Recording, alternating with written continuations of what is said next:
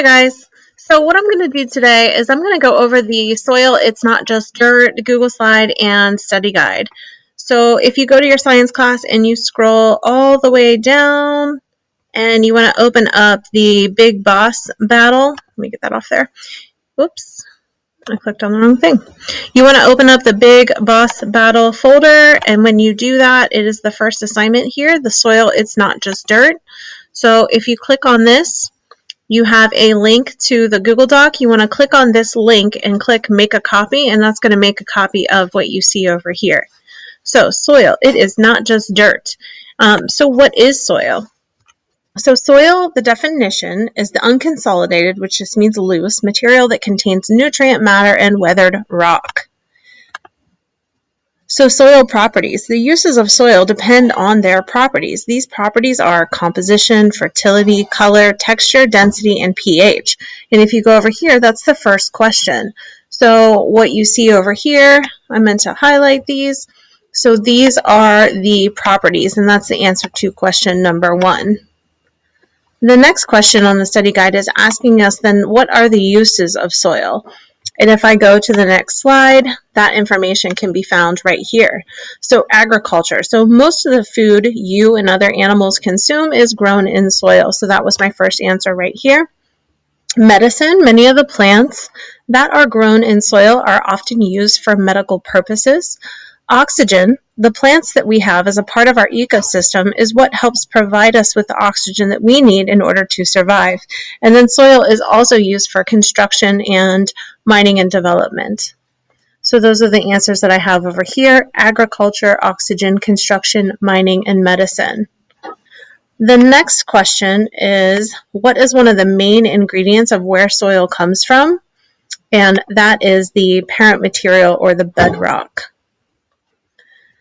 The next question is, fertile soil is an important natural resource because everything on land depends on soil. It's essential for our survival. Soil provides much of the food that humans consume, and only 25%, or 1/4, of the Earth's surface is made up of soil, and only 10% of that can be used to grow food. So then the formation or lack of formation of soil is dependent on climate, which is the temperature and precipitation in a region, the relief or the slope of the land, like the topography, the organisms in that area, the parent materials, and time. And so if we go to question 5, you can see that those were the answers to question 5. It says the formation or lack of formation of soil is dependent on climate, time, slope, organisms, and parent material. Sorry.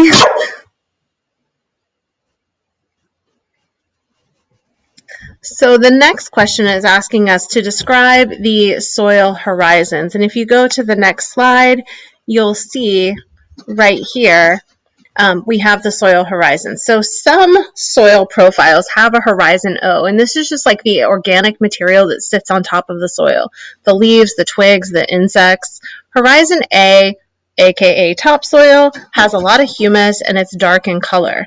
Then below that we have horizon B, which is the subsoil, some humus, lighter in color, and has minerals. And then horizon C is the parent material, which consists of weathered rock. And then sometimes you'll see the R horizon, which is called the bedrock. So all soil sits on the bedrock. So now we know how important soil is. What happens if we don't take care of it? And I'm going to skip through these. And all right. So what harms soil? Soil can become exhausted or lose its fertility, which means it won't grow plants.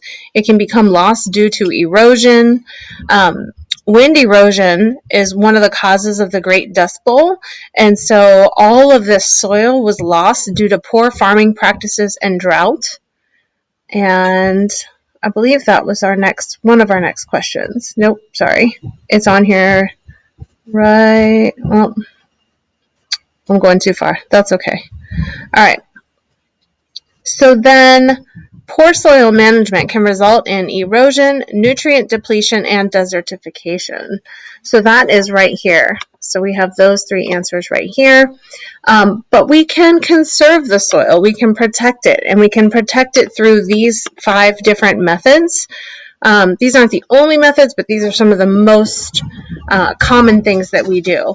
And you don't have to list all of them, you just need to pick 3. So I picked crop rotation, contour plowing, and conservation plowing. So then if you look at the next slide, this goes through conservation plowing. So this is when the previous year's weeds and stalks are left in the ground to hold the soil in place. This also helps return the soil nutrients. Contour plowing is when they plant rows of crops around the sides of hills instead of up and down. Strip cropping is when you grow strips of row crops such as corn and soybeans in a planned rotation with equal width strips. And then crop rotation is the practice of growing different crops in succession on the same land to preserve the productive capacity of the soil. And then terrace farming, this is a method of growing crops on sides or hills of mountains by planting on graduated terraces like steps built into the slope of the land. All right, so soil conservation. So soil is one of the Earth's most valuable resources because everything that lives on land depends directly or indirectly on soil. Fertile soil is valuable because there is a limited supply. Less than 1/8 of the land on Earth has soil suitable for farming. Remember that soil is considered a non-renewable resource as it takes hundreds of years to produce an inch of soil. And that goes on to our next question. So a renewable resource is a resource that may be replaced in a relatively short period of time. A non-renewable resource is one that can take millions of years to reproduce. So like petroleum, which is like the oil for our cars, natural gas, this is non-renewable. Most electric power is generated by burning fossil fuels, so non-renewable. But if you wanted to conserve fossil fuels, and these are just some of the examples that we talked about in office hours, but you could use solar panels, wind power, hydropower, you could use an electric vehicle, ride a bike, walk. And the next question, according to the circle graph, what percentage of U.S. energy resources are generated by fossil fuels? And that is 80%. And I got that number by adding together the petroleum, the natural gas, and the coal. And that equals 80%. All right, moving on to talk about weathering and erosion. And if I go to a few slides down, I went too far. All right, so soil formation. Weathering is the process that breaks down rock. The 2 forms of weathering are chemical and mechanical. Ice wedging is the process when water seeps into the cracks, freezes and expands, breaking rock, and then melts, thaws, seeps further into the crack, refreezes, and expands, breaking the surrounding rock even more. And you can just think about how a pothole is formed in the wintertime. This is exactly what is happening. So the water is getting in there, freezing, expanding, and then breaking it up even more and more. And the same thing happens in nature. So this is a continuous cycle of freezing and thawing. Weathering is going to occur faster in a wet and hot, warm climate. So the most important factors that determine the rate of weathering are the type of rock and the climate. And if we look over here, here's all of our answers to those questions. So you can see here, weathering is a process that breaks rock, chemical and mechanical, ice wedging, and weathering is going to occur faster in a hot climate and a wet climate where there's a lot of precipitation. The most important factors that determine the rate of weathering are climate and the type of rock. Erosion is the process of rock particles being moved or carried away to a new location. And then 18, removing plants increases the amount of erosion that occurs in that area. 19, moving water is the agent that causes the most weathering and erosion that occurs on Earth. And then question 20, which is the best for crops to grow in? Loam. Loam is the best soil because it's an equal mixture of clay, sand, and silt. All right, question 21 is asking about porosity. And if you remember from the gizmo, we did these examples, and silt had the least amount of surface water, which means it was the most porous.